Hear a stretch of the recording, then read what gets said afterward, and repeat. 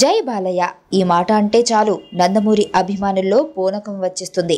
అయితే మామూలుగా బాలయ్య సినిమాలు ఆడే థియేటర్లలో మాత్రమే వినిపించే ఈ మాట ఇప్పుడు కృష్ణగాడి వీరప్రేమ గాథ నడుస్తున్న థియేటర్లలోనూ మారిమోగిపోతోంది. ఈ సినిమాలో నానిని బాలయ్య అభిమానిగా చూపించిన దర్శకుడు హను రాఘవపూడి బాలయ్య పేరును భలే తెలివిగా వాడుకున్నాడు. అవకాశం ఉన్నప్పుడల్లా బాలయ్యను తెర మీదికి తీసుకొచ్చి నందమూరి అభిమానులు ఈ సినిమాను బాగా ఓన్ చేసుకునేలా చేశాడు. మామూలుగానే బాలయ్య అభిమానులు జై బాలయ్య టాటూలు వేసుకోవడానికి ప్రతిష్టాత్మకంగా భావిస్తారు. ఇప్పుడిక కృష్ణగాడి వీరప్రేమ గాథ పుణ్యమాని మరింతగా ఈ కల్చర్ ఊపందుకుంది.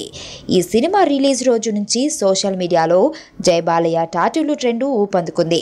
చేతిపై ఈ టాటూతో ఫోటోలు దిగి ట్విట్టర్లో పెట్టడానికి అభిమానులు బాగా ఉత్సాహం చూపిస్తున్నారు.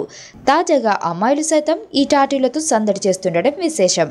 మొత్తానికి బాలయ్య ఫ్యాన్స్ అనగానే ఏమైనా సెటర్లు వేస్తారేమో అని సందేహించారు. కానీ అలా ఏమీ చేయకుండా బాలయ్యకు మరింత క్రేజ్ తెచ్చిపెట్టేలా సినిమాలో ఆయన పాత్రను తెలివిగా వాడుకున్నారు.